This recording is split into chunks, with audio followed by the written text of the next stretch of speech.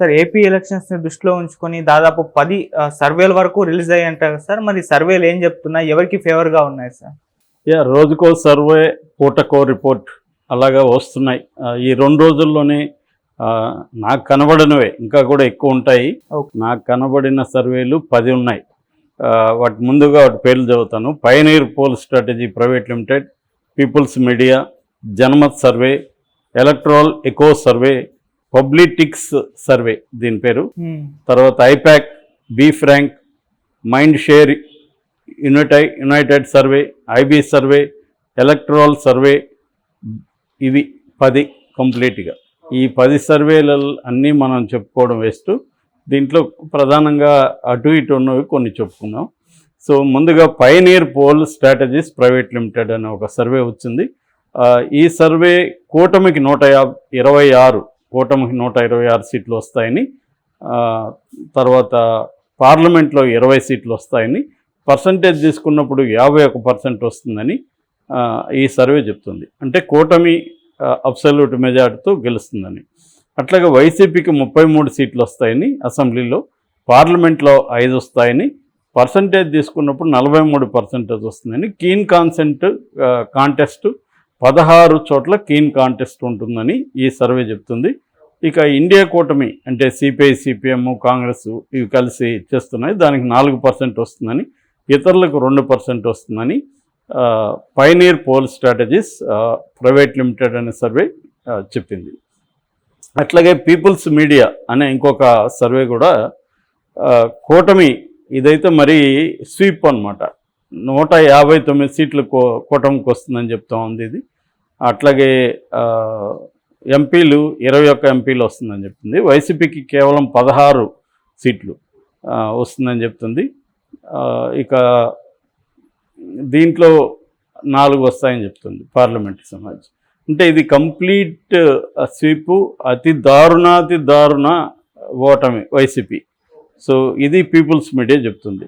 ఇక జనమత్ సర్వే ఏమో రివర్స్లో వైసీపీకి 117 సీట్లు వస్తాయని, 117 నుంచి 120 వైసీపీకి వస్తాయని చెప్తుంది. కూటమికి 47 నుంచి 49 కూటమికి వస్తాయని చెప్తుంది. ఇక ఎంపీ సీట్లకు వచ్చేసరికి వైసీపీకి 15 సీట్లు వస్తాయని, కూటమికి 8 వస్తాయని జనమత్ సర్వే చెప్తుంది. అట్లాగే ఇది నేషనల్ లెవెల్లో తీసుకున్నప్పుడు బీజేపీకి సొంతంగానే 315 వస్తాయని కూడా ఈ సర్వే చెప్తుంది. కాంగ్రెస్ 50కే పరిమితం అవుతుందని ఈ సర్వే చెప్తుంది. అలాగే నెక్స్ట్ బలంగా వచ్చేది టీఎంసీ, తృణమూల్ కాంగ్రెస్కి 20 నుంచి 22 అని, బీజేడీ ఒరిస్సాలో బీజేడీ 10 నుంచి 11 ఎంపీ సీట్లని, ఆప్ ఢిల్లీలో మొత్తం 7 పార్లమెంట్ ఉంటే అందులో 6 నుంచి 7 ఆప్ స్వీప్ చేస్తుందని ఈ జనమత్ సర్వే చెప్తుంది. ఇది కొంత నేషనల్ సర్వే. ఇక ఎలక్ట్రల్ ఎకో సర్వే, ఇది కూడా కూటమి వైపు ఉంది. కూటమికి 113 వస్తాయని, ఇది వైసీపీ వైపు ఉంది. వైసీపీకి 113 వస్తాయని, కూటమికి 39 వస్తాయని ఈ సర్వే చెప్తుంది. కూటమికి 43% ఓట్లు వస్తే వైసీపీకి 51.5% ఓట్లు వస్తాయని, 23 చోట్ల మాత్రం కీన్ కాంటెస్ట్ ఉంటుందని, హోరాహోరీ పోటీ ఉంటుందని ఈ ఎలక్ట్రల్ ఎకో సర్వే చెప్తుంది. తర్వాత పబ్లిటిక్స్ సర్వే అని ఇంకొక సర్వే చెప్తుంది. ఇదేమో కూటమికి 126 సీట్లు వస్తుందని చెప్తుంది, వైసీపీకి 33 సీట్లకు పరిమితం అవుతుందని చెప్తుంది. ఇది విచిత్రంగా కాంగ్రెస్ అలియన్స్కి 16 సీట్లు వస్తాయని కూడా ఇది చెప్తుంది అనమాట. సో అట్లాగే ఎంపీ సీట్లకు సంబంధించి కూటమికి 20 వస్తాయని, వైసీపీకి 5 వస్తాయని ఈ సర్వే చెప్తుంది. పర్సంటేజ్ విషయానికి వచ్చినప్పుడు కూటమికి ఏమో 51%, వైసీపీకి 43%, ఇండియా కూటమికి 4% వస్తుందని, ఇతరులకి 2 వస్తుందని ఈ సర్వే చెప్పింది. ఇక ఇది కాకుండా ఐపాక్ పేరుతో ఒక సర్వే వస్తుంది. ఐపాక్ చేశారని, అది తెలుగుదేశానికి అనుకూలంగా ఉంది. బీ ఫ్రాంక్ అనే ఒక సర్వే వస్తుంది. మైండ్ షేర్ యునైటెడ్ అనే సర్వే వస్తుంది. ఐబీ ఇంటెలిజెన్స్ బ్యూరో ఇంతకుముందు కూడా ఒకటి వచ్చి అదేమో వైసీపీకి అనుకూలంగా వచ్చింది. ఇప్పుడేమో అదే ఇంటెలిజెన్స్ బ్యూరో పేరుతో కూటమికి అనుకూలంగా ఇంకొక సర్వే వచ్చింది. అలాగే ఎలక్ట్రల్ సర్వే ఏమో వైసీపీకి అనుకూలంగా ఉంది, 115 సీట్లు వస్తాయని చెప్తుంది. కూటమికి ఏమో 55 సీట్లు వస్తాయని చెప్తుంది. సో ఓవరాల్గా మొన్న మనం బిగ్ టీవీ న్యూస్ చూసుకున్నాం, అంతకుముందు ఆర్టీవీ చూస్తున్నాం. ఆ తర్వాత ఏమో ఈ రెండు కూడా బిగ్ టీవీ అండ్ ఆర్టీవీ ఏమో కూటమి అధికారంలోకి వస్తుందని చెప్తున్నాయి. At the same time Parthadas and Aatmasakshi ఈ రెండు కూడా చెప్పుకున్నాం. ఈ రెండేమో వైసీపీ అధికారంలోకి వస్తుందని చెప్పుకున్నాయి.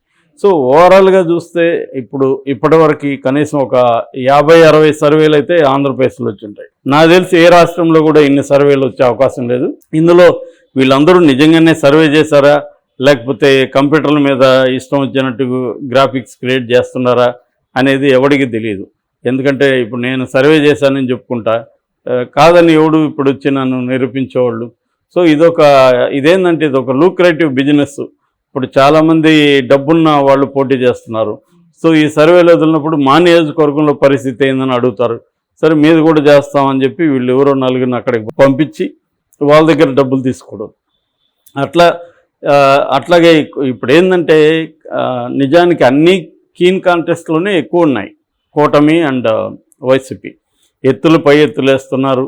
వీళ్ళేమో ల్యాండ్ టైటిలింగ్ యాక్ట్ని బలంగా తీసుకొచ్చారు. దానికి ప్రతిగా వాళ్ళు ఏం చేస్తున్నారంటే వైసీపీ వాళ్ళు మొత్తం పథకాలని ఆపేస్తున్నారు. వీళ్ళు మీకు ఇచ్చే పథకాలు రావు, సో చంద్రబాబు అన్ని అబద్ధాలు చెప్తున్నాడు అని వీళ్ళు ఈ ఐవీఆర్ కాల్స్ ద్వారా వీళ్ళు కూడా చేస్తున్నారు.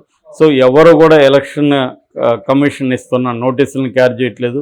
చంద్రబాబు బండబూతులు తిడుతున్నాడు మన జగన్ కూడా చంద్రబాబుని దాని ఏమంటారు, ఆయన చంద్రముఖి అని, పశుపతి అని, శాడిస్ట్ అని ఇలాగ ఇతను మాట్లాడుతున్నాడు. ఇంక చంద్రబాబు అయితే అతన్ని చంపేయండి, నరికేయండి టైప్లో మాట్లాడుతున్నాడు. ఇక పవన్ కళ్యాణ్ కూడా రెచ్చిపోయి వాడమ్మ మొగుడు నాకు తెలీదు ఇలాగ నిన్న ఒక వీడియో బయటకు వచ్చింది. ఇలాగ అందరూ కూడా బూతులు మాట్లాడడం, ప్రత్యర్థుల్ని బీభత్సంగా తిట్టడం, ఒక ఫ్రస్ట్రేషన్ అయితే రెండు శిబిరాల్లో కూడా కనబడుతుంది. అంటే ఎవరికి కూడా కాన్ఫిడెంట్గా మేము 100% వస్తామని చెప్పుకోలేని ఒక పరిస్థితి అయితే కనిపిస్తుంది. ఇందువల్ల సర్వేలని కూడా విపరీతంగా తీసుకొచ్చి జనాల్ని నమ్మించడానికి ట్రై చేస్తున్నారు. కానీ దీని వల్ల ఏమవుతుందంటే అదేదో డిమినిషింగ్ ఆఫ్ మార్జినల్ యూటిలిటీ అని ఎకనామిక్స్లో కాన్సెప్ట్ ఉంటుంది.